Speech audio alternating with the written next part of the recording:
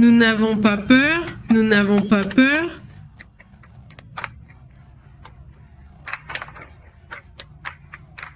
Comment allez-vous? Nous commençons avec les informations sur ce qui se passe dans le monde. Et tout d'abord, félicitations à toute la communauté du Venezuela pour tout ce qu'ils accomplissent. Pour avoir surmonté la peur, pour avoir libéré leurs prisonniers et pour exiger que les choses ne redeviennent plus jamais comme avant. Évidemment, c'est déjà un autre Venezuela et il n'y a pas de retour en arrière. Aujourd'hui, plusieurs images comme celle-ci ont surpris à différents endroits. Regardons celle-ci où il relâche Luis Somoza en ce moment. C'est là que les membres du CEBIM arrivaient et bon, ils laissaient les gens en liberté là-bas, leurs familles les attendaient. Mais bon, plusieurs personnes qui ont courageusement dirigé l'opposition sous ce régime ont été libérées aujourd'hui. Et évidemment, voilà comment ils les ont accueillis, par exemple là, Jésus Armas, qui fait aussi partie de l'accueil qu'ils lui réservent. Et bon, nous avons déjà partagé cet après-midi plusieurs autres images de ce moment. Félicitations au Venezuela et espérons continuer à voir ce Venezuela sans peur. Évidemment, c'est extrêmement important en ces temps aussi. Bon, nous commençons avec l'Iran, qui a également surpris aujourd'hui avec cette image qu'il montre à différents endroits. Aujourd'hui, les vols ont été annulés, il n'y avait aucune possibilité de voler, l'espace aérien a été fermé à plusieurs endroits. Apparemment, cela est dû au lancement de missiles, ce qui montre clairement qu'on cherche tout sauf la paix. Ils vont sûrement en faire un rapport. Il s'agit d'essais de missiles ou de lancements spéciaux qui pourraient être une démonstration de force. À la veille de demain, puisque cette semaine il y aura des réunions. C'est une information. Que se passe-t-il? Eh bien, pour commencer, c'est une note. La note en anglais signifie Notice to Airman, qui a récemment changé de nom et s'appelle maintenant Notice of Air Missions, qui couvre essentiellement ce que sont les alertes officielles de chaque pays. Elles peuvent être temporaires, comme ici avec les exercices militaires, ou permanentes, comme en Ukraine à cause de la guerre, qui dure déjà depuis 4 ans, dans cette note. Cela peut concerner tout facteur affectant la sécurité ou la planification des vols, comme la fermeture de pistes, des exercices militaires ou la présence de volcans actifs. Évidemment, ils n'ont pas confirmé, ils n'ont pas dit exactement de quoi il s'agit, ils ont simplement fermé l'espace aérien. Et donc, beaucoup d'experts pensent qu'il pourrait s'agir évidemment d'un lancement de missiles.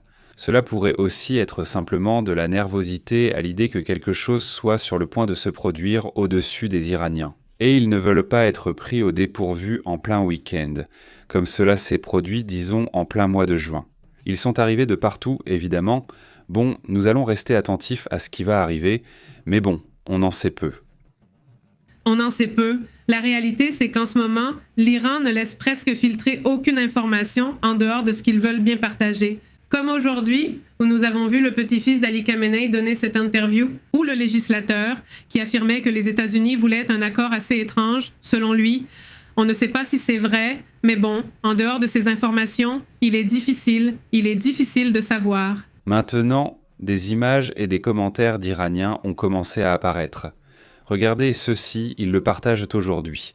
C'est un message qui a été diffusé et qui attire l'attention aujourd'hui. Cela a été partagé par Toris TV sur Twitter, mais comme cette image et comme ces commentaires, il y en a plusieurs selon ce que rapporte cette personne, un Iranien qui, selon ce qu'on affirme, se serait donné la mort après cette vidéo, d'après ce que l'on sait. Ce qu'il demande, c'est qu'il n'y ait pas de négociation. Ce qu'il demande à Trump, c'est de ne pas négocier avec le régime des ayatollahs, dit-il. Voyons, il y a déjà eu 40 000 morts, 40 000 personnes qui manifestaient. C'est plus que dans beaucoup de guerres. Par exemple, il y a eu beaucoup de guerres où 40 000 personnes ne perdent pas la vie, dit-il. Ici, rien qu'en protestant, 40 000 personnes ont déjà perdu la vie. C'est du moins ce que dit cette personne. C'est ce qu'ils disent, ce qu'ils demandent. Eh bien, au niveau international et national, là-bas en Iran, beaucoup de personnes sont sorties pour demander directement à Trump de ne pas négocier avec la République islamique. Des centaines de messages ont également été envoyés à des médias qui ne sont pas des médias d'État, comme Iran International, depuis des pays à l'intérieur et à l'extérieur du pays, on demande à Trump de ne pas négocier avec la République, avertissant que les discussions légitimeraient la répression et trahiraient les manifestants qui ont perdu la vie à cause des forces de sécurité. Évidemment, cela attire l'attention. Nous voyons là ce personnage, cet individu aussi, et si vous voulez, on peut en parler tout de suite, non? C'est très intéressant. C'est un Iranien, l'un de ces fonctionnaires qui commencent déjà à s'enfuir là-bas de ce pays. Mais bon, il y a autre chose que l'on sait. Ne pas négocier avec des assassins. Ils disent à Trump, ils lui disent « S'il te plaît, Trump, ne négocie pas. Parce que si tu négocies avec ces personnages, ils vont continuer à prolonger la situation. » La situation dans laquelle vivent les Iraniens. Exactement. Et négocier avec ce gouvernement clérical, cela signifie piétiner le sang des jeunes qui ont perdu la vie dans les rues.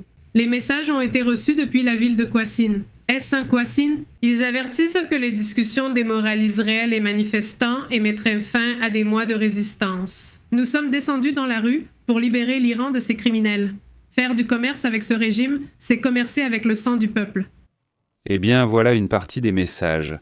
Pendant ce temps, ce genre d'image continue d'être partagé, où l'on montre les bunkers, où, eh bien, c'est déjà connu, ils ont plein de bunkers dans les montagnes, où il y a des missiles, où il y a aussi des lanceurs, et où, eh bien, ces dirigeants se déplacent à leur guise, évidemment maintenant. Un autre sujet qui attire également l'attention aujourd'hui avec l'Iran, c'est que la mise sur l'enjeu nucléaire augmente. Les États-Unis montrent aussi leur force. Et pendant que nous voyons que les États-Unis opèrent dans toute cette zone aux alentours d'eux, depuis la mer d'Arabie, le golfe Persique lui-même et quelques autres régions, vers...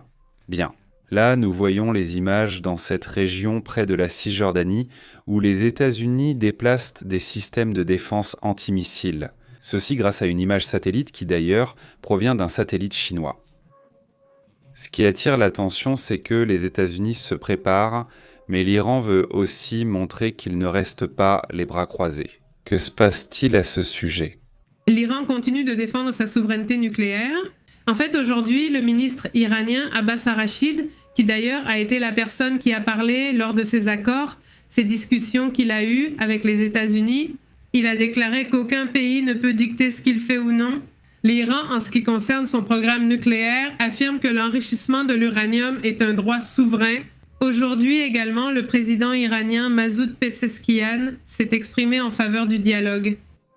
L'Iranien a affirmé que les discussions indirectes avec les États-Unis, qui ont eu lieu à Oman, représentaient une avancée, et il a réitéré qu'ils sont engagés envers le traité de non-prolifération nucléaire, rejetant le langage de la force. De leur côté, des hauts responsables américains, dont Jared Kushner, qui est le gendre de Donald Trump, et le chef de CENTCOM, sont montés à bord du porte-avions US Abraham Lincoln comme geste de pression. Cela donc, un jour après les discussions iraniennes? Exactement. Mais bon, les lignes rouges ont déjà été franchies, toutes les lignes rouges que Donald Trump avait posées en disant de ne pas attaquer la population. Ils l'ont fait non pas une, mais de très nombreuses fois. Et les mêmes personnes disent de ne pas négocier, de ne pas parvenir à un accord, parce que cela serait pire pour la population de ce pays. Maintenant, il est clair que quelque chose se passe à l'intérieur. Cela fait déjà plusieurs jours que l'on entend des explosions à l'intérieur de l'Iran. L'Iran, leur absence de réaction révèle beaucoup. Leur gouvernement ne contrôle rien. Et maintenant, nous l'observons ici. Ici, nous voyons l'un des généraux, l'un des militaires importants, le chef de l'armée iranienne. Et il a annoncé une préparation de l'armée pour un plan de riposte. Évidemment, comme toujours, sans précédent contre les États-Unis, et l'armée de l'air iranienne est déjà prête en cas d'attaque. Il serait en train de se préparer sur les côtes de Barorojo, sur les côtes du Beau-Détroit. Dans toute cette zone, on a déjà pu voir des vols, des avions, des missiles qui se préparent par là. Une personne m'a partagé un soldat qui est aux États-Unis et qui est au Koweït, enfin plutôt des États-Unis. Il nous a partagé une image. On va voir tout à l'heure, on va la mettre pour que vous voyez comment les États-Unis réalisent des essais dans le ciel du Koweït. Cela attire aussi l'attention aujourd'hui. Merci à la communauté qui, via Instagram, via Twitter ou X, nous partage des informations par là. Je vous en suis vraiment reconnaissant. Regardez ce qu'on observe à l'intérieur de l'Iran, ce n'est pas seulement un problème entre deux gouvernements. Ici, il y a une population qui est au milieu et qui veut se libérer de ce régime, une population qui en a assez de cette situation. Et tout simplement, ils demandent à tout le monde. Donald Trump ne va pas négocier, parce que ce serait évidemment la fin de tout espoir de changement. Bon, que se passe-t-il d'autre dans cette affaire, là-bas ? Eh bien, les arrestations continuent là-bas en Iran. En fait, aujourd'hui, on sait qu'ils auraient arrêté 3 personnes qui seraient des piliers du réformisme iranien. Leurs noms sont Azar, Massouri, Asgharazat et Azmizat. De manière assez forte, on en dit plus. Ils ont été arrêtés de manière brutale. Ces personnages sont des leaders influents en Iran. Ils ont été accusés de multiples délits politiques, comme atteinte à l'unité nationale et collaboration avec la propagande ennemie. D'après ce qu'il rapporte, il y a un individu qui, non, si tu veux en parler, qu'est-ce qui s'est passé avec celle-ci ? Eh bien, ce personnage que vous voyez s'appelle Gholam Reza Derikaf. Il était le chargé d'affaires de l'Iran à Vienne et il vient tout juste d'abandonner le navire iranien. C'est le 2e diplomate à quitter l'Iran. De haut niveau, n'est-ce pas ? Il est bien connu et d'une certaine manière, il connaît l'Europe. Il a suivi l'exemple d'Alisera Gestrafi-Jokamat, une haute diplomate iranienne également, qui a été démise de ses fonctions alors qu'elle se trouvait dans un siège européen aux Nations Unies et qui a également demandé l'asile à la Suisse.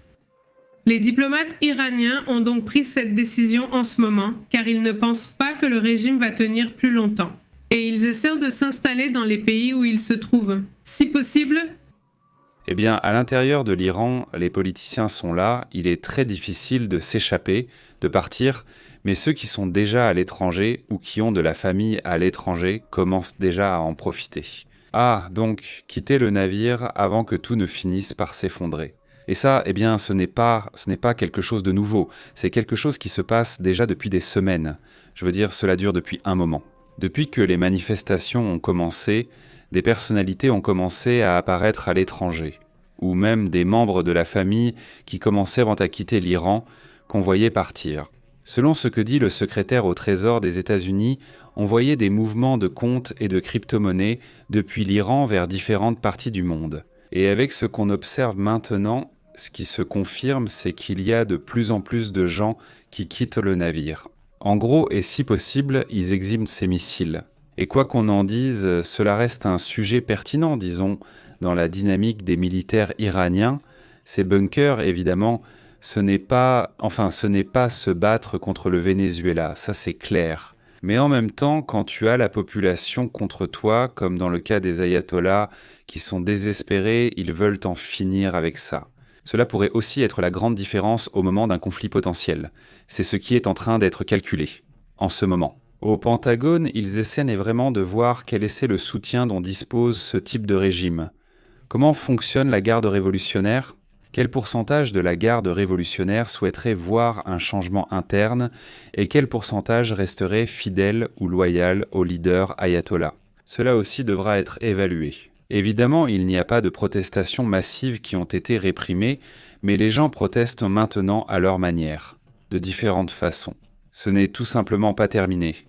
Il me semble qu'il reste de nombreux chapitres à observer dans cette situation.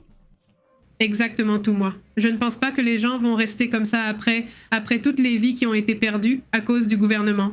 C'est-à-dire pas l'acte qu'il a commis, mais bien l'acte du gouvernement exactement.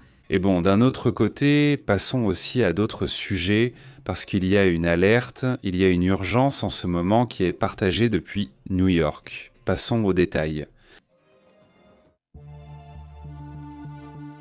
D'après ce que l'on peut voir, l'ouest-est, ou plutôt le nord-est, États-Unis.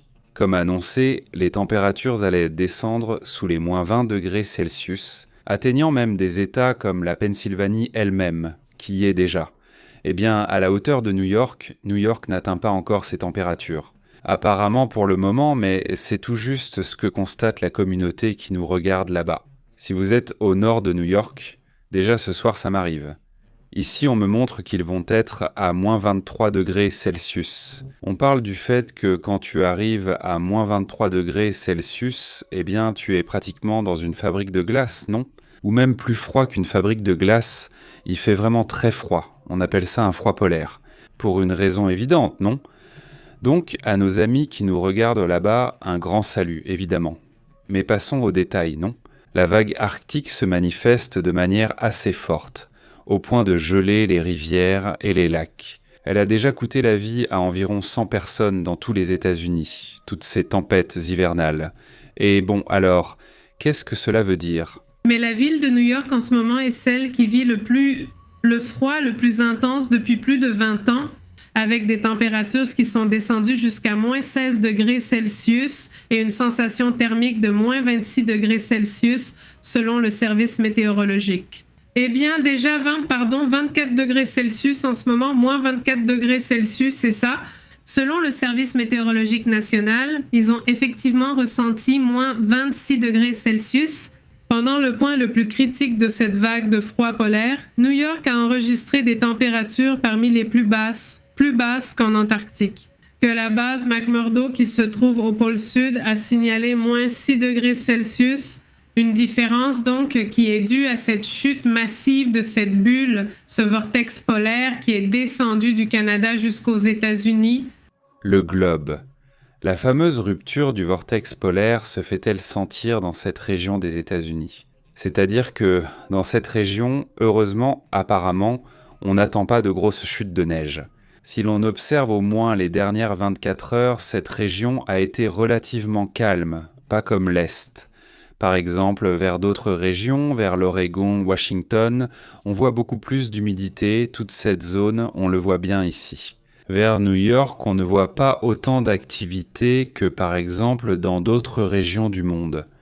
Comme ce qui s'est passé ou ce qui se passe au Maroc, évidemment, en Espagne, au Portugal où il y a eu des tempêtes assez intenses. Et où, eh bien, ici nous vous avons déjà parlé des températures proches de moins 20 et quelques degrés, des températures de niveau déjà arctique. Non, eh bien, ils assurent que cela peut provoquer des problèmes immédiats de gel. Maintenant, certaines régions des États-Unis et même du Canada vont atteindre des températures ressenties encore plus basses. Non, là on parle de températures qui vont atteindre une sensation thermique de moins 40 degrés. Là c'est vraiment hallucinant, non? Parce que là beaucoup de choses commencent à tomber en panne, même les réseaux électriques eux-mêmes, et ça devient très compliqué. Évidemment, ce n'est pas seulement au niveau des rivières, il est frappant de voir que des rivières sont complètement gelées et cela attire vraiment l'attention, évidemment. Le maire Zoran Mandani a déjà lancé une vaste opération pour venir en aide aux sans-abri. Il y a déjà 550 travailleurs. En ce qui concerne les questions communautaires, disons des bus adaptés, 60 centres d'accueil toute la ville. Selon les météorologues de ACU Weather, de nombreuses localités du nord-ouest des États-Unis vont connaître un problème de températures extrêmes. C'est le célèbre fleuve Hudson. Exactement. Gelé, il ne faut pas insister, une étude complètement folle, pas au point de marcher dessus, mais il l'est bien. Ce n'est pas tout, non? C'est comme la rive? Oui, exactement, mais ce sont comme d'énormes morceaux de glace, non? Évidemment, ça montre à quel point il fait froid. Maintenant, malgré le froid, il n'est pas signalé qu'il y ait trop d'humidité. Et cela sera aussi important pour ce qui pourrait arriver. Restez attentifs à ce qui se passera dans les prochains jours, car cela va sûrement changer. Et soudainement, il se peut qu'une chute de neige surprenne, ou que d'autres types de phénomènes surprennent également. Évidemment non, c'est-à-dire qu'il n'y aura pas autant d'humidité, c'est ce qu'ils disent. Alors disons que pour la nouvelle neige, voyons s'il y a des possibilités de nouvelle neige dans les 3 prochains jours.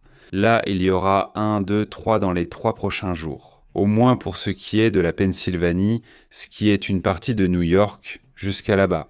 C'est le jour 1 d'ici à demain, lundi, rien mardi. Il y a déjà un peu de neige dans le nord de New York et jusqu'à mardi. Dans la matinée et l'après-midi, il y aura des chutes de neige allant jusqu'à 10 cm principalement dans la partie nord et dans la partie sud 2, 3, 4, 5 cm. Il y aura donc un peu de neige. Mais non, pas en quantité importante, non. Maintenant, si nous allons dans cette partie, pas de New York, pas dans la ville, disons, ce qu'on appelle un poste, ce Manhattan. Il n'y a pas toute cette zone, donc il y a apparemment 0 possibilité de neige dans les 3 prochains jours. Les chutes de neige sont plutôt pour le nord aussi, Évidemment pour l'Ontario, pour Ottawa et toute cette région, le Michigan, même plus au nord, ils ont des probabilités d'avoir un peu de neige. Non, c'est aussi intéressant, mais sinon tu vois, il y a peu d'humidité dans toute cette zone. En ce qui concerne la neige, là où il y a beaucoup d'humidité et des probabilités de neige, regarde où c'est. Dans les 3 prochains jours, Apparemment, là-bas, il y a 0 chance, même dans les prochains jours. Utah, le nord, surtout Wyoming, Idaho, Montana. eh bien, il y aura le Nevada, non? D'après ce qu'on peut voir, du moins pour l'instant.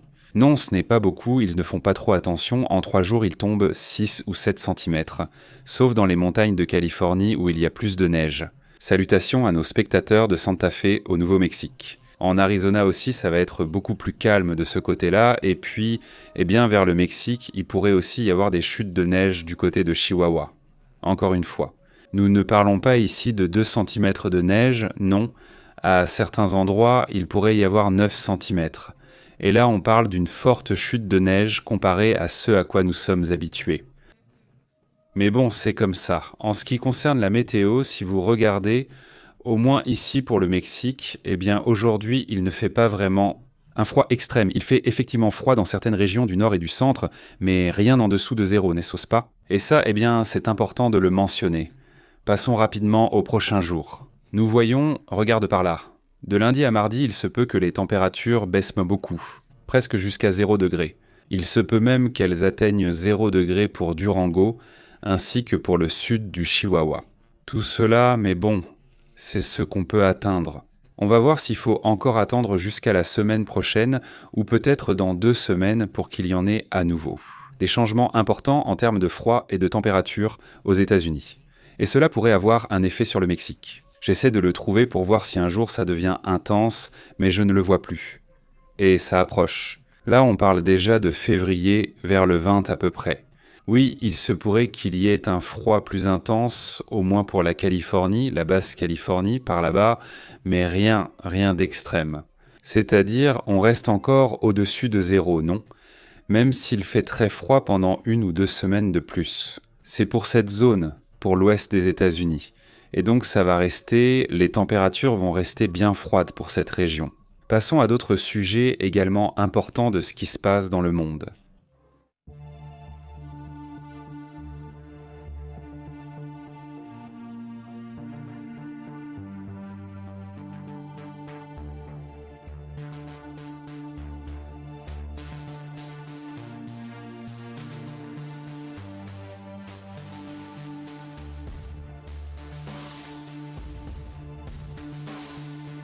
Remarquez qu'il y a aussi une information à ce sujet à Cuba, c'est-à-dire qu'est-ce qui se passe là-bas. Il y a, selon les rapports, une diffusion d'informations à l'aéroport international José Martí de la Havane, à Cuba. Ils indiquent qu'il n'y a tout simplement pas de carburant pour les avions, et cela évidemment en raison du blocus en cours, donc il est demandé que les avions ne viennent plus. Exactement, la dictature de Cuba. Aujourd'hui, elle a annoncé aux compagnies aériennes internationales qui amènent des touristes sur l'île qu'à partir de lundi, il n'y aura plus de carburant pour l'aviation. Eh bien, cela a été confirmé aujourd'hui. Cette mesure fait évidemment partie de cette fermeture imposée en ce moment par le gouvernement des États-Unis.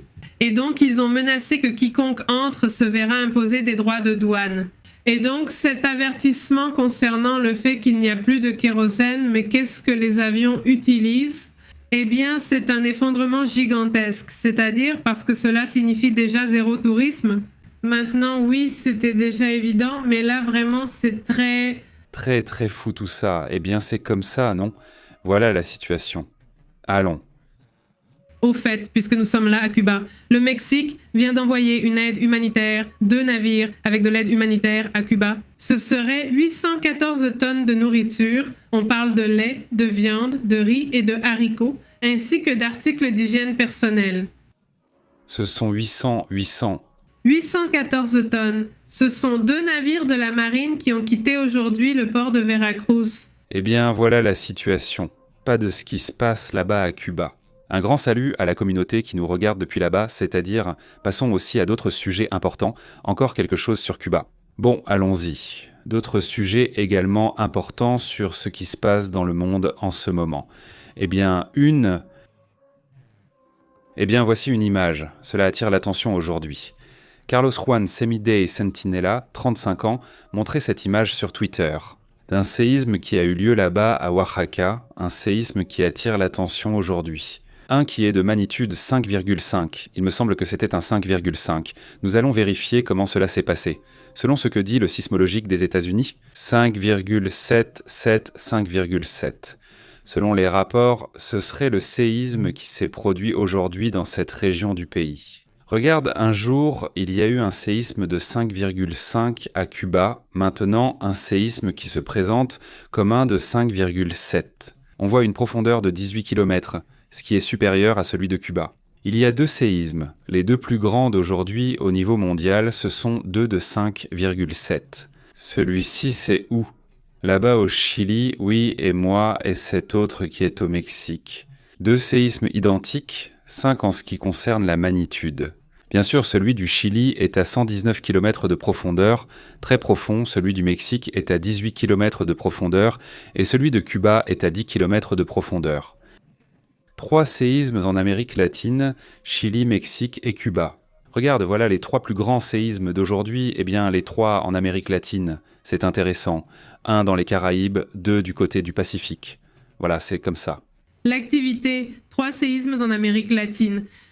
Observe les 3 grands séismes en Amérique latine. 3 séismes en Amérique latine et 3 séismes en Amérique latine. Et regarde, les 3 séismes ont eu lieu en Amérique latine et à Cuba. C'est-à-dire, nous avons vu le spectacle. Quel décor impressionnant. Vraiment. 3 séismes en Amérique latine. Regarde, 3 grands séismes, ceux de 3 pays d'Amérique latine. Le Chili, Le Mexique et les impressionnants séismes d'Amérique latine. les grands séismes des 3 pays d'Amérique latine, le Chili. Oui, cela nous a tous touchés. À tous, là il nous a inclus, là oui on l'a compris. Paloma. Mexique, oui. Oui, à ouvrir la bouche. Oui, quand il veut, on le comprend, donc il peut, non. Oui. C'est qu'on peut les... C'est son style, ce n'est pas bien, mais chacun fait ce qu'il veut. Puis, tout le monde s'est mis à danser.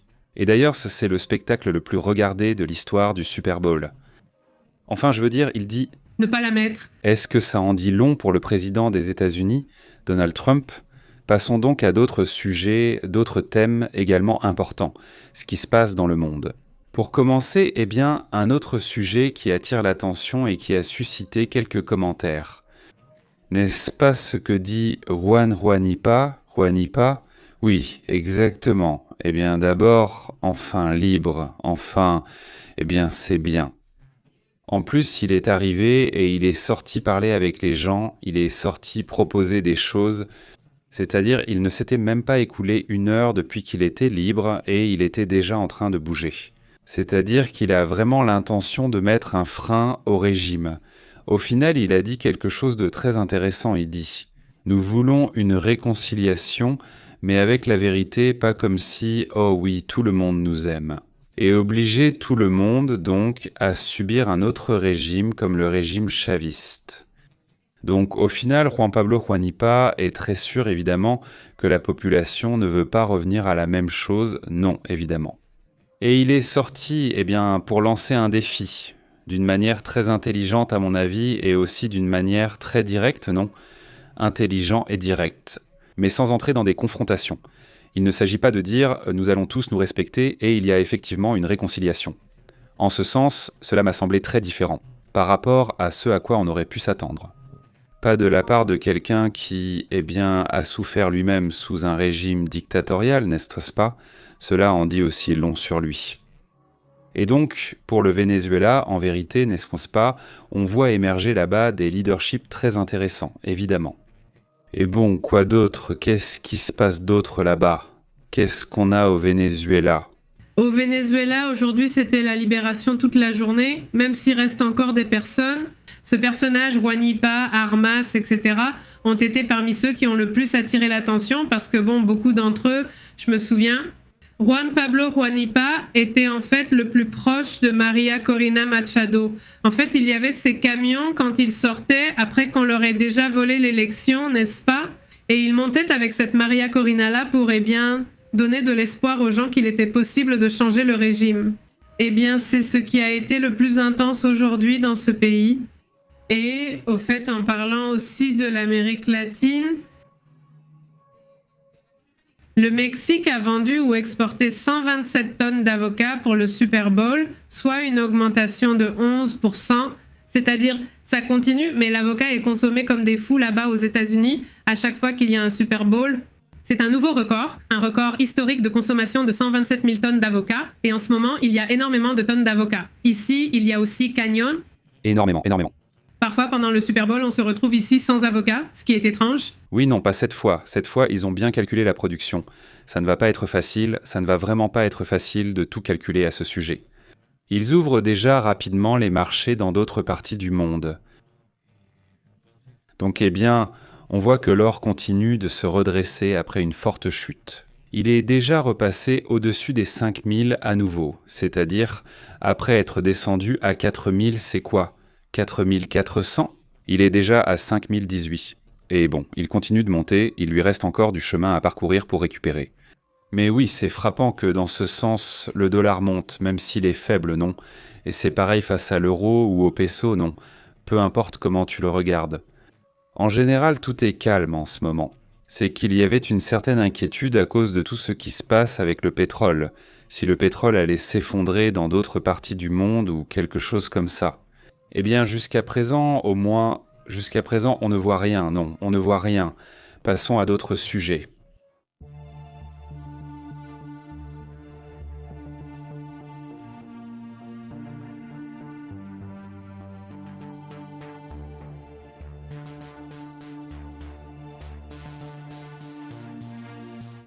Eh bien, aujourd'hui, la Russie ressort encore une fois son vieux classique. La Russie a menacé d'utiliser tous les moyens disponibles en cas de conflit armé éventuel avec l'Europe. L'avertissement du Kremlin augmente à nouveau les tensions. À un moment donné, il semblait qu'il s'était calmé, entre guillemets, mais il s'était encalmé. Les messages envers l'OTAN reviennent, dit-il.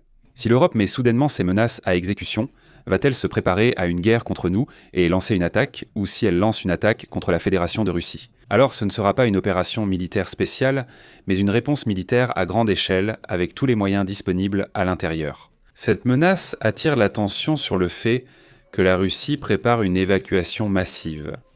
C'est-à-dire après ce qui s'est passé à Belgorod, où ils ont déjà effectué une première évacuation de la population qui se trouvait sous des températures très froides. Ils ne pouvaient tout simplement pas leur fournir l'électricité. Et bien maintenant, dans cette zone jusqu'à Belgorod, sur cette carte, et c'est dans cette zone, en face de Kharkiv, ici se trouve Belgorod, là-bas ils préparent des évacuations massives. Selon ce que rapportent les autorités locales, ils ont déjà commencé l'évacuation urgente des résidents. En raison d'une grave crise énergétique qui a laissé une grande partie de la ville sans chauffage, 455 bâtiments en ce moment sans chauffage, sous des températures en dessous de zéro.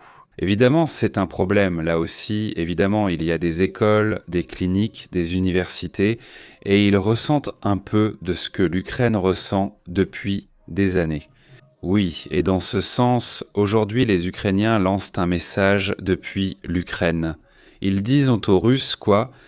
Ils leur disent que les sites énergétiques sont désormais des cibles légitimes pour l'Ukraine, c'est-à-dire que l'infrastructure énergétique russe, tout ce qui produit de l'énergie, sera désormais attaqué par les Ukrainiens. Cela, après les attaques que Kiev subit depuis, cela fait déjà pratiquement 4 ans, surtout en hiver. La Russie se concentre toujours sur le fait d'essayer de démoraliser la population, car ce sont les civils ukrainiens qui sont touchés, pas les militaires. Et la chose, c'est que l'alerte a déjà été déclenchée il y a environ 3 ou 4 mois, quand Zelensky l'a dit. Voyons, vous savez quoi, c'est déjà joué. Nous n'allons pas en faire une question de « essentiellement œil pour œil, tu attaques une zone que tu ne devrais pas, nous aussi nous allons l'attaquer », c'était essentiellement le message. Oui, et il ne l'avait pas fait. Jusqu'à il y a quelques semaines, on a commencé à remarquer qu'il y avait des coupures de courant et qu'ils attaquaient les zones de sous-stations et des choses comme ça. Une liste de vidéos de Russes réagissant à cela, très en colère, complètement choqués, très effrayés. Je veux dire, évidemment, on ne souhaite de mal à absolument personne. Mais soudain, ce genre de situation qu'ils vont vivre en ce moment peuvent aussi peut-être faire comprendre un peu aux Russes que c'est une situation que les Ukrainiens vivent depuis des années. Peut-être c'est vrai et peut-être qu'ils ne le comprendront pas non plus comme ça, mais le fait est qu'il se passe aussi autre chose en ce moment à la frontière. Dans cette zone, les célèbres partisans opèrent. Qui sont les partisans ? Eh bien, ce sont des Russes, et je ne dis pas qu'ils n'opèrent pas ailleurs, ils opèrent dans toute la Russie, mais principalement ici, ce sont des Russes qui opèrent, c'est-à-dire des citoyens russes, russophones, de culture russe, tout, mais qui opèrent contre la Russie parce qu'ils ne veulent pas de Poutine. C'est aussi simple que ça. Par exemple, le groupe ATEC, qui selon eux est dédié et progresse dans l'attaque des infrastructures critiques à l'intérieur de la Russie. Que se passe-t-il ? Eh bien, ce groupe ATEC vient de revendiquer une attaque directe contre une infrastructure de communication militaire dans la région russe de Belgorod, là où ont lieu les évacuations. D'ailleurs, l'attaque a eu lieu à l'aube d'aujourd'hui, le 8 février, lorsqu'un agent infiltré a activé un module technique à la base de la tour de communication stratégique. Selon ATEC, tout l'équipement électronique de la tour est tombé en panne après la destruction du système terrestre. Et donc ils disent que l'ennemi est devenu aveugle, c'était leur message, affirmant avoir désactivé les capacités russes de brouillage dans cette section du front. Du moins... Écoute, eh bien, c'est un tournant, en fait. Au bout du compte, c'est un tournant. On sait que les partisans, c'est-à-dire les Russes, opèrent depuis le début de la guerre. C'est juste qu'on ne les avait pas vus avec autant d'intensité, on ne les avait pas vus séparément. Le fait qu'ils le disent publiquement, ça attire aussi l'attention, au moins non. De cette façon, le sabotage a coïncidé avec les coupures de courant qui ont eu lieu depuis le début du mois de février. Et attention avec les coupures de Starlink. Aujourd'hui, je vous ai même partagé une vidéo d'un soldat très en colère disant « Depuis que Starlink est tombé en panne, ils nous ont ramenés à l'époque médiévale, disait-il. Je veux dire, il disait « Ils nous ont ramenés à l'époque médiévale parce que, eh bien, nous n'avons plus d'antenne. Je veux dire, allons-y. » Qu'est-ce qu'il voulait ? Les satellites ne sont pas connectés, c'est-à-dire, pour pouvoir tirer, c'est-à-dire les Ukrainiens utilisaient les satellites Starlink pour tirer. Eh bien maintenant, cette situation ne leur a pas plu et évidemment, ça les a rendus très mécontents. On a constaté une diminution des attaques et des opérations sur le front, précisément à cause de ce sujet. C'est ce point qui est observé, mais il se passe aussi quelque chose de très intéressant dans la région de Zaporizhzhia. Selon ce que montrent ces images, où l'on voit des soldats ukrainiens et, à l'arrière-plan, l'entrée de Zaporizhzhia. Selon ce que rapportent les forces armées ukrainiennes, ils auraient été expulsés de Ternubeit ou Ternubat, je ne sais pas comment ils le prononcent. Dans cette zone, ils contrôlèrent les Russes, c'est une partie de la même Zaporizhzhia qu'ils contrôlaient déjà depuis un certain temps. Eh bien, aujourd'hui, du moins c'est ce qu'ils disent. Les Ukrainiens auraient réussi à prendre cette zone et à la contrôler. C'est pourquoi ils se placent devant le panneau pour dire « Nous sommes là avec le drapeau, déjà en action, non ?» Cela attire aussi l'attention aujourd'hui de la part des Ukrainiens. Ce n'est pas un sujet qui attire l'attention, mais il y a aussi ce genre de situation à l'intérieur de l'Ukraine. Tout n'est pas une avancée d'un côté ou de l'autre, évidemment c'est une guerre, et des deux côtés ils subissent des pertes. Voyons, écoutons ce moment. Qu'est-ce qui s'est passé là ? Eh bien, la Russie vient d'attaquer des immeubles résidentiels ainsi qu'un gazoduc à Odessa. Il faut rappeler que c'est une région d'Ukraine qui est déjà assez proche de la Roumanie et de la Moldavie. On entend également des explosions à Kiev, des attaques avec des missiles et des drones russes. Odessa. Là, nous la voyons, dans la partie sud de l'Ukraine, qui est assez proche de la Roumanie, qui fait partie de l'OTAN. D'ailleurs, à Kiev, la capitale, tout près de la Biélorussie, voici la frontière avec la Biélorussie, eh bien, c'est ici à Kiev que des attaques ont également eu lieu. Apparemment, à ce moment-là, on sait déjà qu'au moins une personne aurait perdu la vie à Odessa à cause de l'un de ces drones, tchétchènes. Eh bien, voilà la situation concernant l'Ukraine. Passons maintenant à d'autres sujets également importants.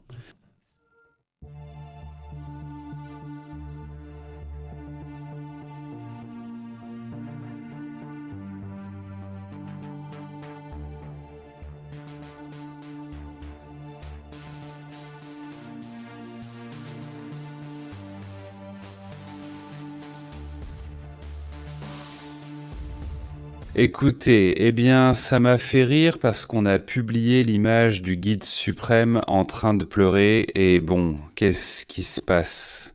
Voyons, pourquoi ont-ils déjà presque transformé cette image du guide suprême, Ali Khamenei, en mème?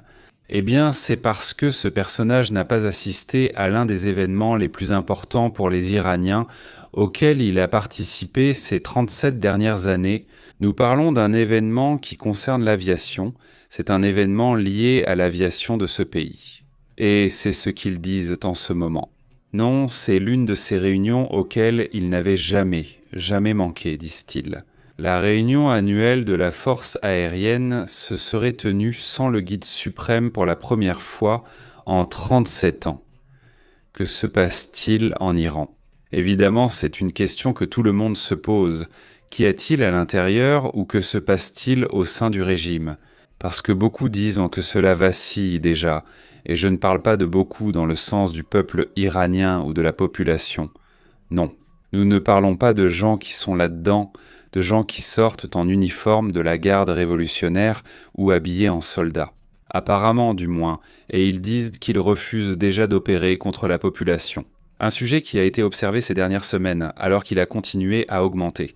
Eh bien, nous voyons comment des personnes, principalement des diplomates, ont cessé leurs opérations dans d'autres pays. Cela aussi est très intéressant. C'est le sujet dont on va parler en ce moment entre les États-Unis, Israël et d'autres pays comme l'Arabie Saoudite. Les communications doivent être au maximum pour essayer de voir exactement ce qu'ils vont faire avec ce sujet.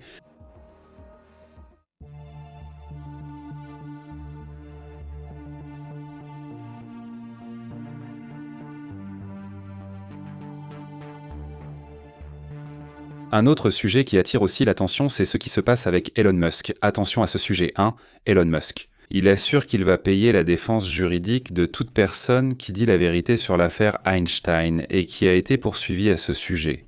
Autrement dit, si X ou... Et si quelqu'un parle quelque part et dit « j'ai cette information, j'ai ces documents » et qu'on vient à le poursuivre en justice, il dit. Il s'engage publiquement à payer toute sa défense.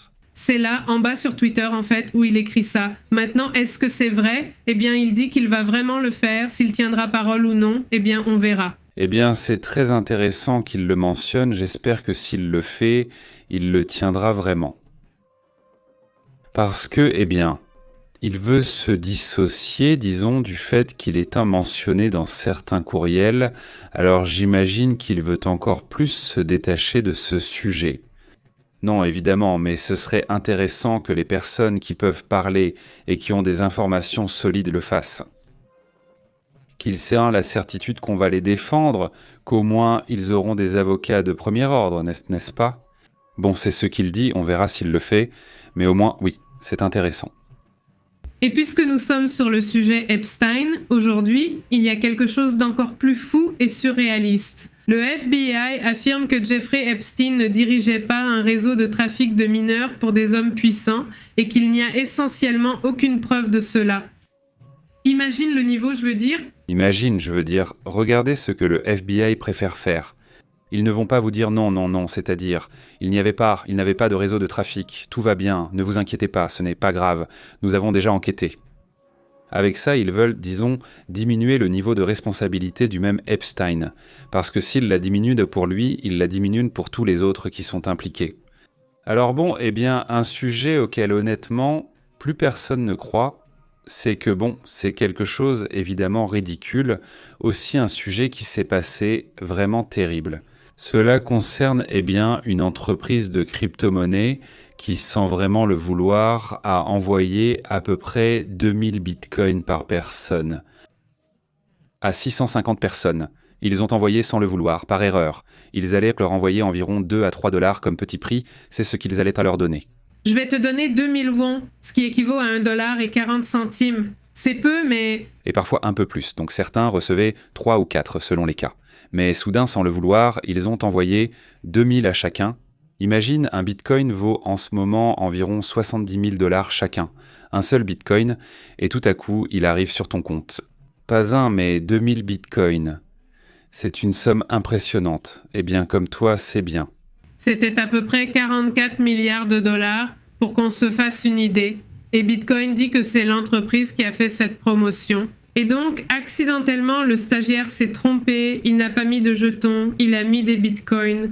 Eh bien, ils disent qu'ils ont déjà récupéré environ 99,7% des 620 000 bitcoins qu'ils ont envoyés. Ils ont une valeur approximative de 44 milliards de dollars et ils ont restreint les opérations de 695 clients pendant 35 minutes. Est-ce que ces personnes, Rapides. les changements auraient pu les changer? Ce n'est pas à toi. Il pourrait y avoir un problème légal là-bas, mais je dis qu'il ne manque pas quelqu'un de malin pour aller les faire disparaître, donc, eh bien, au moins 99,7% n'ont pas pu être faites. J'imagine que quelqu'un, dès qu'elles sont arrivées, les a immédiatement envoyées ailleurs. L'un de ceux qui sont avec le panneau de commande est celui-ci. Eh bien, je ne sais pas s'ils vont te récupérer.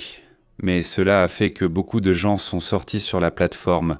Ils ont perdu confiance. Évidemment, tout ce sujet et le fait que tu distribues des bitcoins comme ça, juste par erreur, c'est évidemment un sujet grave. Le communiqué de l'entreprise est le suivant. Nous aimerions préciser que cet incident n'est pas lié à un piratage externe ni à des violations de sécurité. Et il n'y a aucun problème avec la sécurité du système ni avec la gestion des actifs des clients. Mais les régulateurs financiers de la Corée du Sud, y compris la Commission des services financiers, ont déclaré que l'incident a révélé qu'il existe des vulnérabilités et des risques liés aux actifs virtuels. Et si, comme il le dit, ce n'est pas le cas... Que c'était la faute du stagiaire? Oui. Bon, eh bien voilà le sujet.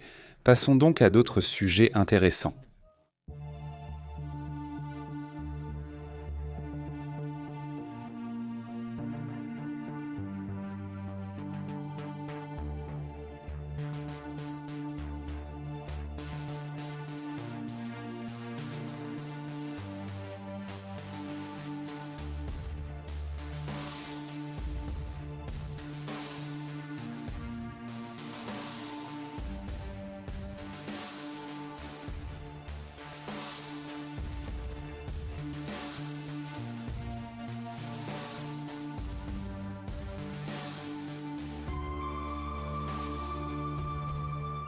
Bon, aujourd'hui c'était le Super Bowl. On a vu Bad Bunny chanter. Mais tout de suite, il est sorti voir. Il fallait vérifier, parce que ça m'a semblé très rapide. Oui, il l'a publié. Voir si toi tu l'as vérifié. Il te l'apporte aux médias. Je trouvais ça vraiment ridicule. Est-ce que Donald Trump sort pour parler de ce que je dis mal? Si on ne comprend pas dans ces endroits, on ne comprend même pas ce que le corps dit. Mais il ne parle même pas espagnol. Alors pourquoi? Il dit que ce n'est pas une question de compréhension. Même s'il s'exprimait mieux, on ne le comprendrait pas. Finalement, il a affirmé le contraire. Et qu'il lit l'espagnol. Quelles sont ces danses? Et les enfants? Et Les enfants? Et les enfants? Vraiment, je dis ça. Où la danse était-elle bien? Enfin non, ce n'est pas comme si aujourd'hui c'était bien. Mais Léo, si le show de la mi-temps du Super Bowl est vraiment terrible, considéré parmi les pires, il est désormais vu comme l'un des meilleurs. Au fait, si cela n'a pas de sens, c'est une offrande à la grandeur des États-Unis. Cela ne représente pas nos standards de réussite, de créativité, d'excellence. Personne n'a compris ce que ce type a dit, nous non plus, mais ce n'est pas grave. Et la danse est dégoûtante, surtout pour les petits-enfants qui regardent depuis chez eux, aux États-Unis et partout dans le monde.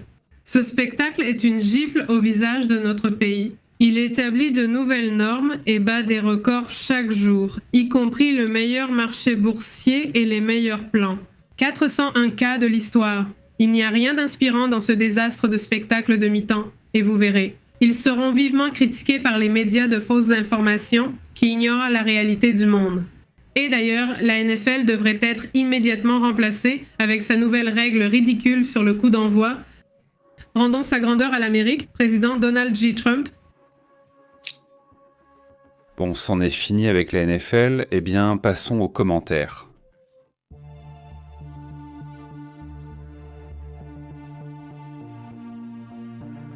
Comment ça s'est passé pour vous? Comment s'est passé votre week-end? Un film à recommander, quelque chose que vous avez vu. Comment va Marie-Faire? Très bien, même la tente plus. Comment s'est passée ta partie? Comment vont les choses là-bas à Jalisco, à Mandrave? Comment va Roublos, Francisco Arce? Merci à toute la communauté qui nous suit à Mexico. Gros salut à vous. À tous ceux qui sont là-bas, à Juan Benavides, à toute la communauté qui nous suit, depuis le Pérou, depuis l'Argentine, évidemment depuis la Colombie, merci beaucoup, dit-il. Je le sais, avec ces regards, je crois que je changerai même de nom. Déjà en brigue-poum?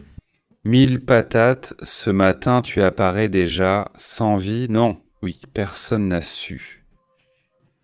Ce n'est pas ma vie, mais ce n'est pas rien. Où était Julio Benavides? Non, il est en train de boire une noix de coco sur la plage à Tombouctou. À Tombouctou, je ne sais même pas si Tombouctou est là-bas. Où se trouve Tombouctou? Au fait, ils disent toujours Tombouctou. Tombouctou, tu verras. Ah oui, voire oui. Oui, non, je ne regarde rien d'autre. Attends-moi à la ville du Mali, c'est au Mali. C'est plutôt joli. Oui, on ne dit pas vraiment Tombouctou, mais c'est comme un désert. Bon, non, ce n'est pas mal du tout. Un jour, je verrai qu'on n'a pas trop utilisé le nom. Non, les gens en général. Cette Tombouctou surnomme la ville des 333 saints. Promène-toi depuis Monterrey, regarde le vol, mais ce n'est pas donné. 110 000 pesos pour arriver à Tombouctou. Eh bien, il me semble plus facile d'y aller en bateau, je ne sais pas, mais regarde, 110 000 pesos, c'est là. Qu'est-ce qui se passe? Viennent-ils d'enlever Juan Pablo Onig? Allons-y, allons voir cette situation, allons-y.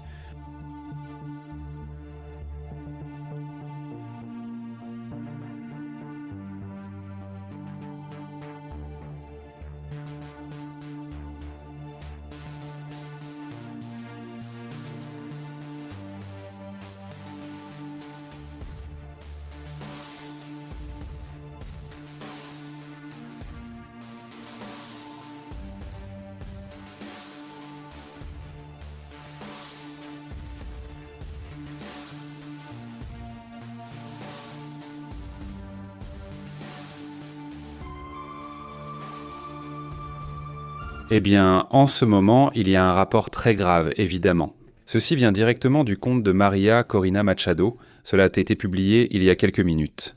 Jusqu'aux zones 10:32 à 22h12. Cela a été signalé par la personne qui gère également le compte de Juan Pablo. Guanipa, oui, c'est urgent, dit Alerte Internationale. Il y a quelques minutes, Juan Pablo Guanipa a été enlevé, dans le quartier de Coros à Caracas. Des hommes lourdement armés, habillés en civil, sont arrivés dans 4 véhicules et l'ont emmené violemment. Nous exigeons sa libération immédiate.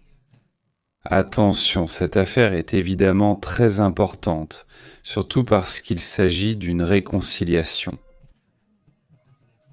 C'est-à-dire, il n'a même pas vraiment dit quelque chose. Disons-le, il n'a pas été totalement dur contre eux. Ça leur a fait mal, je crois que ça a vraiment fait très mal à ce qui reste du régime. Dire adieu à tous ces personnages, ça leur a fait mal.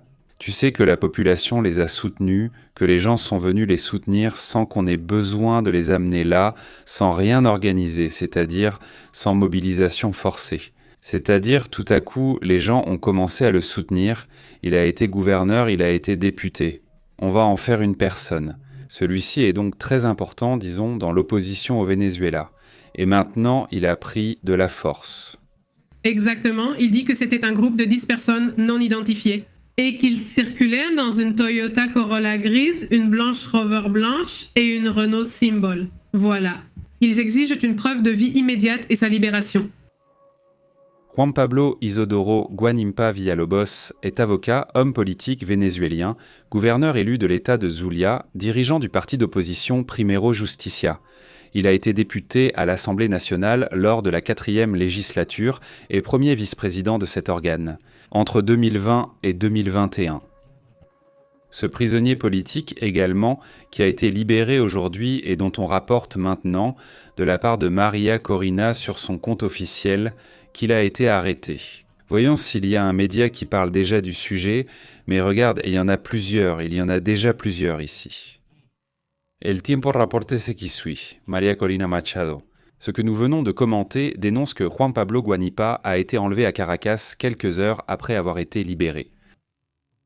Selon ce que rapporte ce média ou selon ce qu'il dit.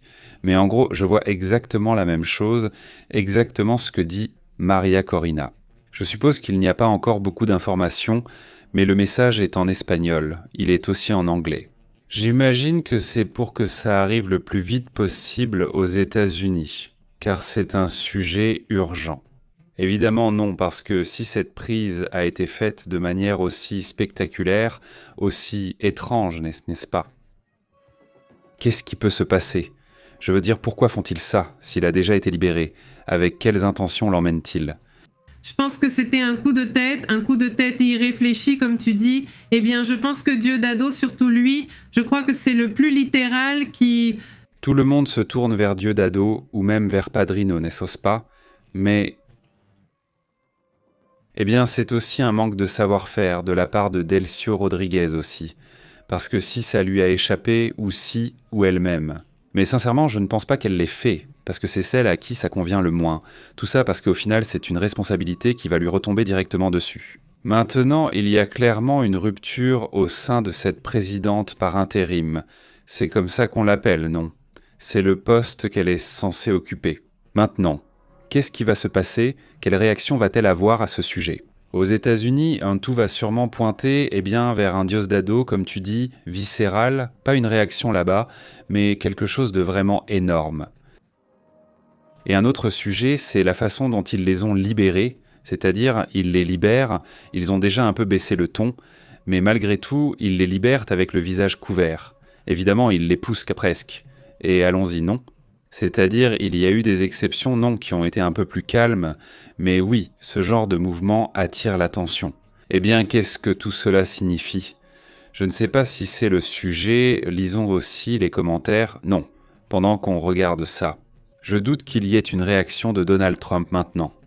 Ni s'il va y avoir une réaction de Marco Rubio. Mais non, je ne vois rien. Cela ne fait que quelques minutes, donc cela peut prendre plus de temps.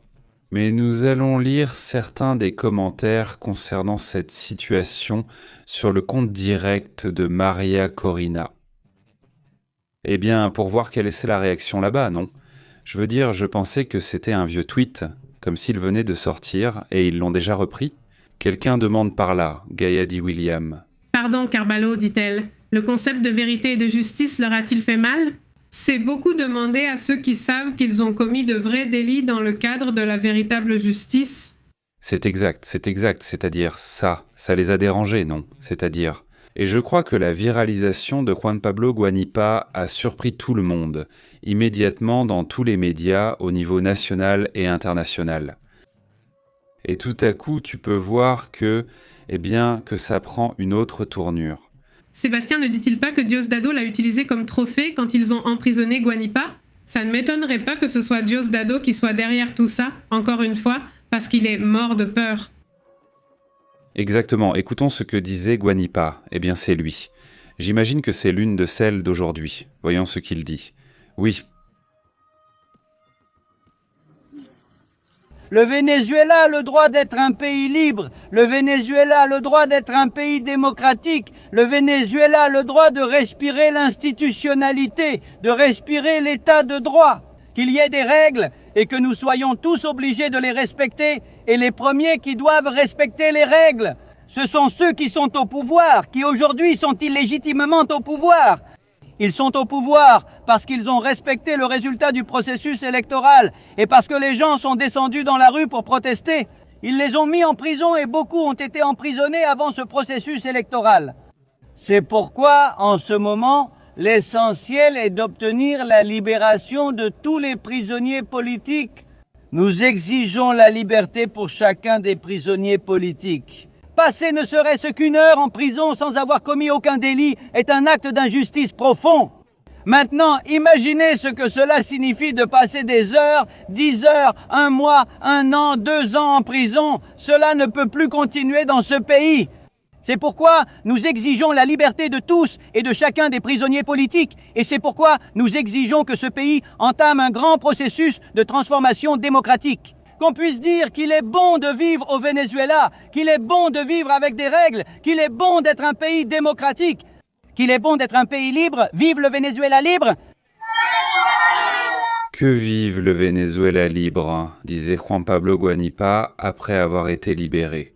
Et donc ça doit être quelques minutes après cela, quand il est arrêté par un groupe armé, d'après ce que l'on sait, parce qu'il faisait déjà nuit. Et celui-ci, et alors, Bon, évidemment, c'est vraiment incroyable tout ça. Cette vidéo que nous venons de voir a été publiée directement sur son compte aujourd'hui, il y a 4 heures et il y a 20-30 minutes quand elle publie. Maria Corina. Eh bien, cette situation d'un enlèvement, non. C'est un sujet très difficile, un sujet terrible. Situation. Je serais surprise qu'il y ait un mouvement fort de la part de la CIA au Venezuela. Après cela, Il faut se rappeler qu'ils sont là et que les militaires sont aussi très proches à ce moment-là. C'est un mouvement, donc déjà un défi total, direct de la part d'un groupe probablement, j'insiste, de ceux qui sont en jeu, mais d'un groupe qui opère à l'intérieur. Évidemment, il va y avoir, et bien sûrement, une réaction forte.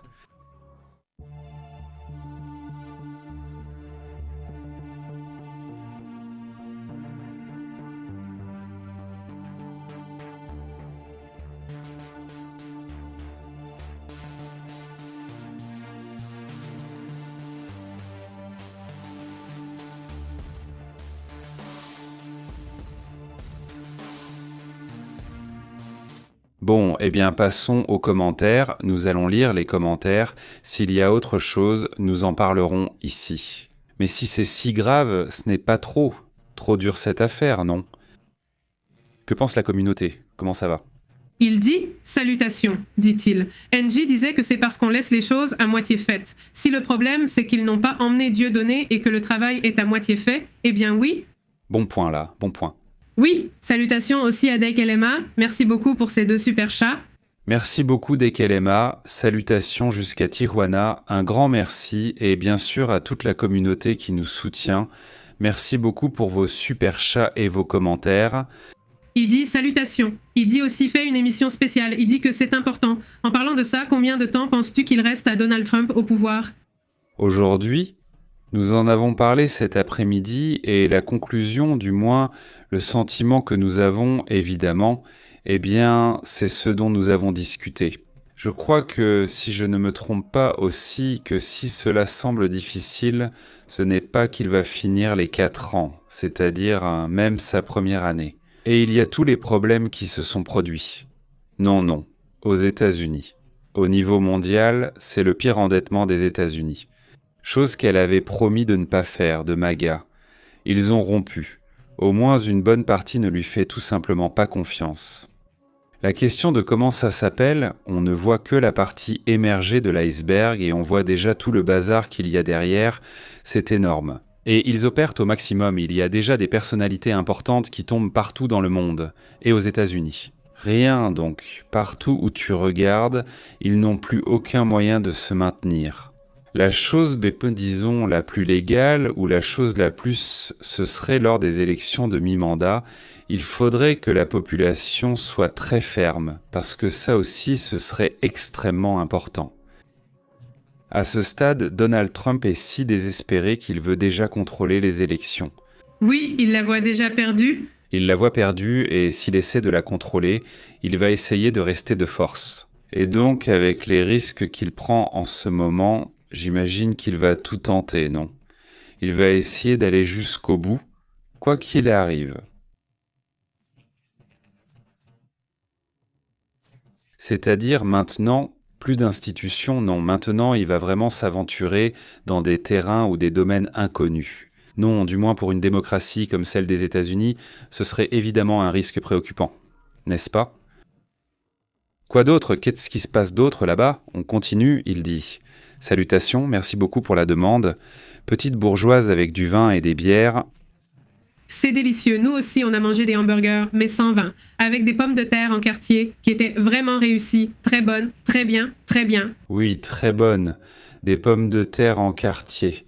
Mais au four. Au four, et aujourd'hui, je t'ai fait un gâteau invisible aux pommes. Comme ça, je sais pourquoi. Et tu l'as déjà goûté? Non, je ne l'ai pas goûté. Il est très joli, mais non, je ne l'ai pas goûté. J'ai laissé celui-ci refroidir, je l'ai juste goûté. Non, il était vraiment bon, il était vraiment délicieux, et donc oui, en le regardant. En fait, on a même regardé la mi-temps.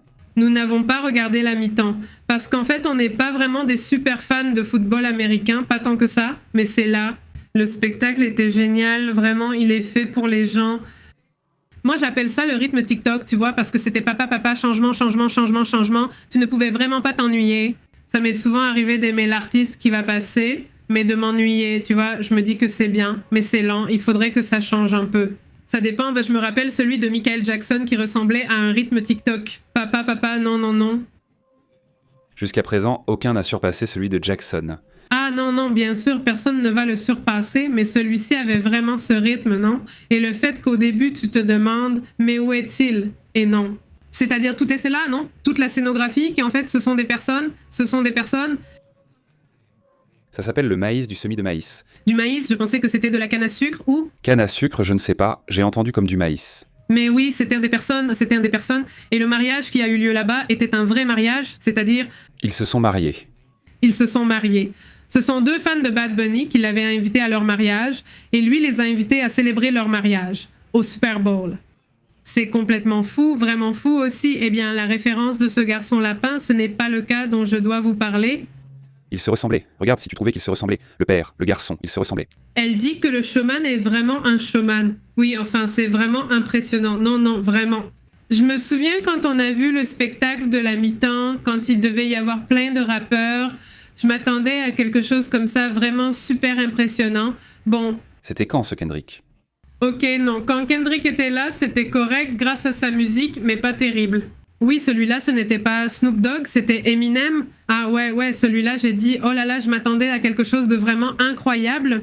Oui, il lui manquait quelque chose. Il était là, c'était un ensemble, je ne me souviens plus. Et il y avait Eminem.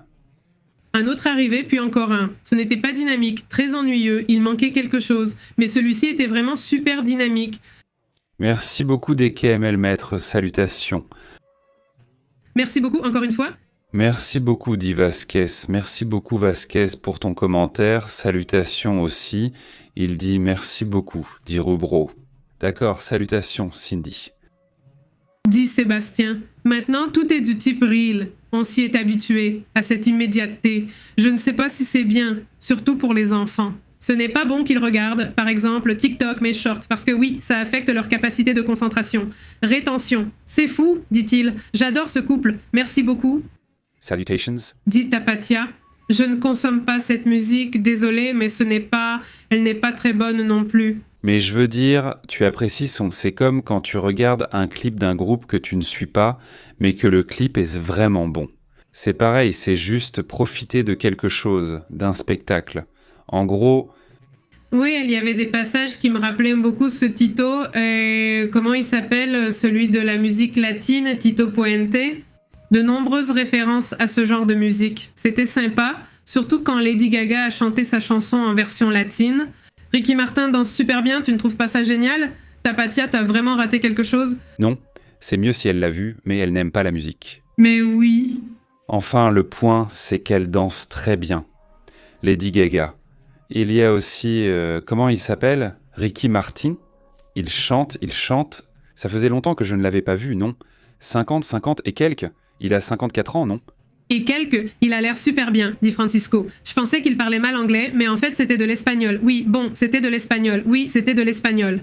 C'est pourquoi ceux qui s'offensent au cinéma sont compris là-bas, alors que nous, hispanophones, non, explique Jack Draper sur Instagram. Ils disent que le mariage du spectacle était un vrai mariage. Oui, c'était un vrai mariage, dit-il. Imaginez qui va pouvoir surpasser ce mariage. Personne.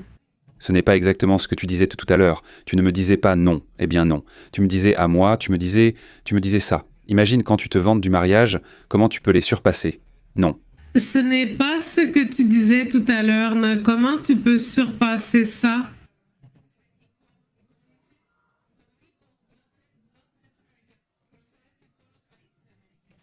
C'était excellent. Ce point a sans doute le plus blessé Trump. C'est comme lui dire, tu vois, tu comprends? Une bonne fois pour toutes, l'Amérique ne se limite pas aux États-Unis, elle s'étend du Canada au Chili, n'est-ce pas? C'est la réalité, non? Enfin, c'est ça le point. Et voilà. Et curieusement, avant le Super Bowl, sans le vouloir, notre fils nous a montré une super vidéo. Un épisode des Simpsons où il parle des immigrés. Et je me suis dit, c'est fou. On raconte que ce sont les mêmes mensonges qu'il y a 20 ans parce que cet épisode est ancien. Oui, il est ancien, c'est quand ils veulent expulser APU de la ville. Et ce fichu Homer devient super méchant. Il devient vraiment MAGA, non?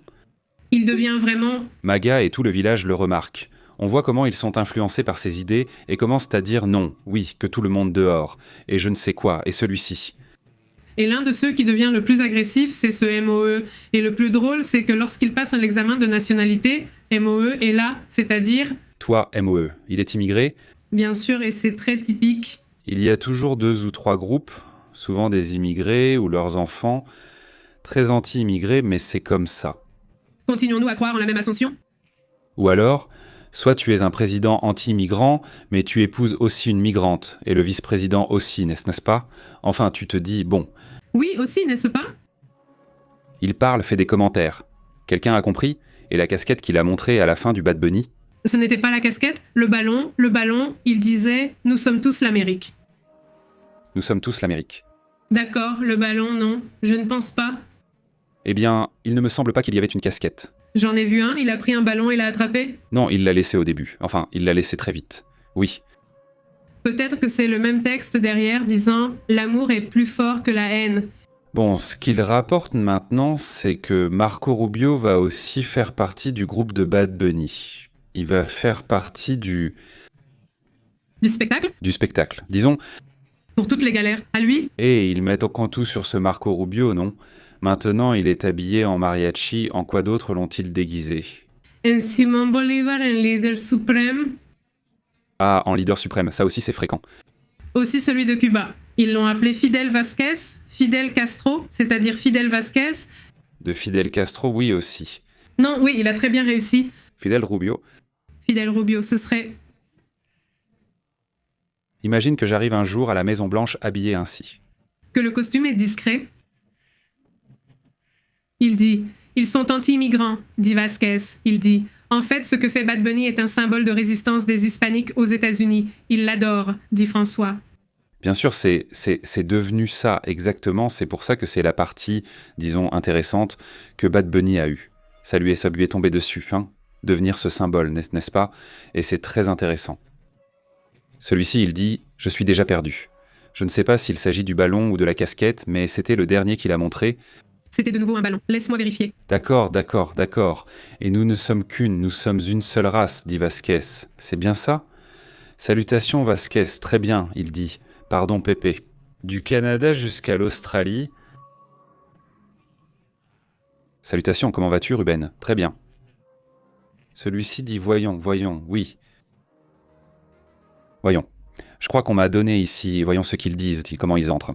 Allez, on salue aussi, voyons. Il dit, là, ça va être une, on monte. Et Sébastien dit, maintenant, tout va bien. S'il est écrit dans le Francisco, il dit, ne t'ennuie pas Street, ne m'ennuie pas Francisco. C'est que quand j'attends un spectacle de la NFL, je l'attends comme ça, super dynamique, parce que tu donnes un spectacle au monde entier. Ce n'est pas seulement aux États-Unis. Et en plus, ça les impacte d'une certaine manière. Ils ne sont pas payés quand ils font le spectacle, ils ne sont payés que ce que le syndicat dit qu'ils doivent recevoir. Je crois que ce Bad Bunny va recevoir 1 000 $, un truc comme ça.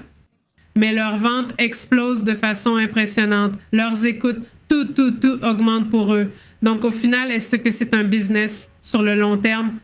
Donc, j'attends un spectacle comme ça, pas avec un niveau qui soit trop exagéré, parce que bon, c'est la NFL. Oui, j'espère qu'un jour quelqu'un dépassera le show de Michael Jackson. Ce qui semble difficile. Vous y croyez? Je ressens que c'est le niveau ultime de showman. Genre, tu te dis, mec, c'est quoi ce délire? Enfin, qui sont tous ces gens? Qui est Michael? Non, et c'est ce niveau de surprise, genre, comment il s'appelle ce grand magicien, celui qui est maintenant dans les archives? M. Stein, comment il s'appelle? Grand magicien? Comment est le grand magicien? Ah, David Copperfield? Ah, Copperfield, non. Ah. Eh bien, c'est que David Copperfield lui donnait des astuces. Non, oui, des astuces. C'est pour ça que je le dis, parce que c'est un spectacle de ce niveau-là. Non, tu te dis, je ne sais même plus ce que je regarde, non. C'est vraiment fou, ce truc du... Et où? C'était aussi un autre spectacle qui était vraiment fou. Il y avait un ovni qui est apparu, un ovni, un truc comme ça. Ce n'était pas pendant les Jeux Olympiques. Je ne me souviens plus, oui. Oui, il y a eu un ovni, mais j'ignore lequel. Oui.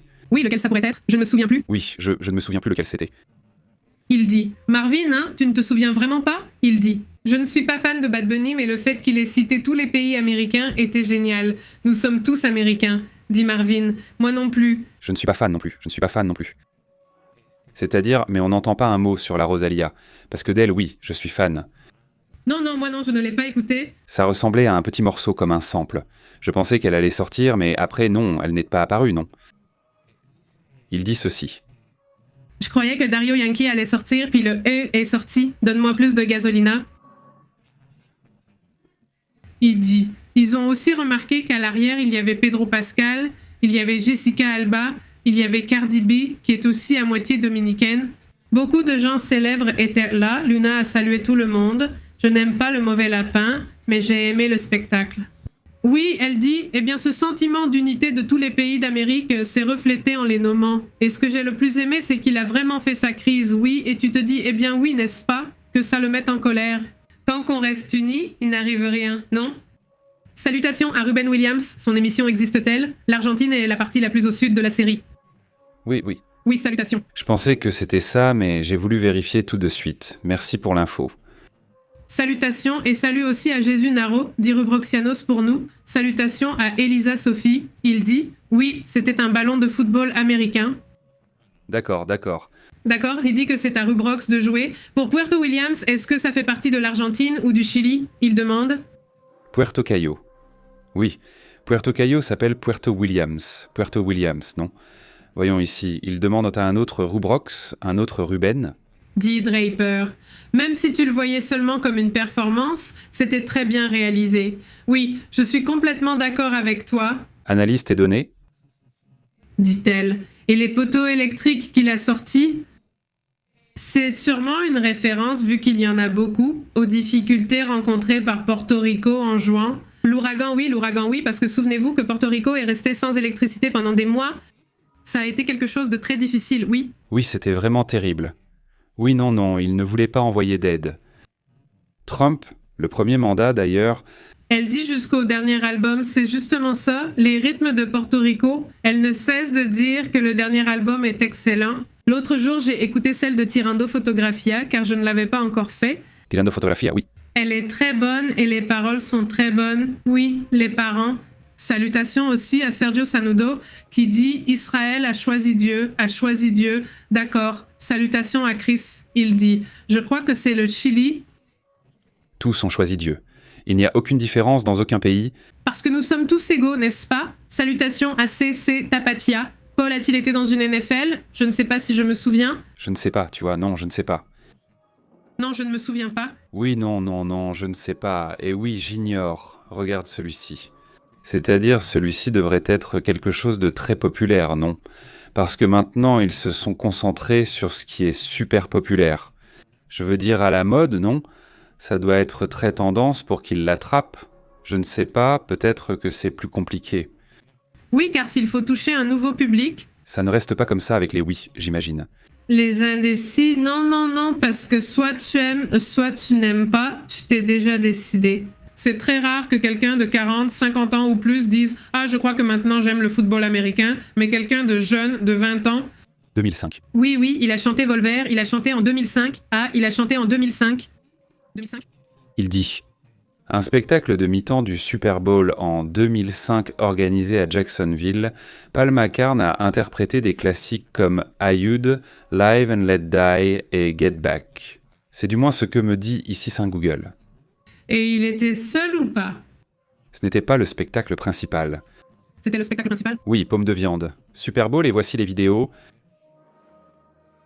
Celui-ci ne savait pas qu'il y aurait un spectacle hivernal. Il faudra voir le show, dit-il. Super Bowl, 2005, 10 février. Ah, Universel, oui, à peu près les mêmes dates qu'actuellement. Salutations, voyons, que me manque-t-il? C'est parti. Pas de carburant turbo pour l'aviation à Cuba aujourd'hui? Dernière minute, oui. On en a déjà parlé il y a un petit moment, tu vois. Oui, c'est vraiment incroyable. Dit Sébastien Monge, dit Bad Bunny est un outil. Ça ressemble à une conspiration, mais le premier? La première maison de disques à laquelle appartient le propriétaire est ou était général de BZ du Venezuela. De plus, le cartel des soleils qu'il utilise pour blanchir, et il est aussi pro-bon. D'accord. Oui, dit Bouni. Un gars du Michoacán dit « Comment ça va ?»« Salutations, très bien, Vasquez. » Joy et Puerto William. Le Chili serait la population la plus australe du continent. Regarde. Regarde. dit Francisco Ars. Avant, il n'y avait qu'un seul chanteur, même si bon, dit Christy. Commentaire, Bad Bunny l'a bien fait et pourtant je ne suis pas fan. Ils n'ont jamais invité de groupe coréen, n'est-ce pas? Je pensais que non. Eh bien, s'il commence déjà à s'inquiéter parce qu'il parle espagnol mais il est américain, au final, il vient des États-Unis. BTS chante en anglais ou en coréen? Ils chantent en anglais et en coréen. C'est mélangé, je crois. Je pensais qu'ils allaient inviter les 3 du Keep Up Hunters, ou comme ça s'appelle dans le film, celui de Dragon. Oui, Keep Up Hunters, Demon Hunters. Keep Up peut-être, Keep Up ce Super Bowl. On va voir si quelqu'un le fait, imagine, ce serait quelque chose. BTS qui est le plus populaire? Oui, non, regarde. Oui, non, je ne crois pas. Peut-être. Comme il y avait des spéculations, ici ils disent que ce sont les mêmes fans, les ARMY. Non, Oui, les mêmes armies, ARMYs. Là ils disent oui que c'est bien. dit Tepatia. Je viens de lire qu'il n'a pas neigé à Vancouver. C'est la première fois. Je viens de lire qu'il n'a pas neigé à Vancouver. C'est la première fois depuis 1983. C'est fou, on vérifiera ça tout à l'heure. Salutations à Edilce Sendeño qui nous salue depuis le Panama. Salutations Edilce. Salutations. Nous salue depuis le Panama. Salutations Edilce.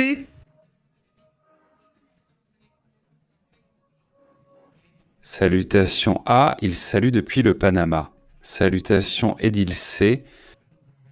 Salutations. Panama, salutations Edilce. Il faut vérifier, c'est super. Portez-vous bien, à demain. Nous interrompons votre programme habituel. Merci de nous avoir écoutés. C'est Pépé en direct. La vérité est intense, l'insolite est réelle. Ici nous l'analysons, perspective globale. Ne reste pas à l'écart, connecte-toi à la chaîne PEP en direct en contrôlant le signal PP et Astrid qui disent la vérité. Journalisme brut, ici on respecte. Active l'alerte, ne perds pas la trace jusqu'à la prochaine fois. Oui monsieur, on fait l'appel.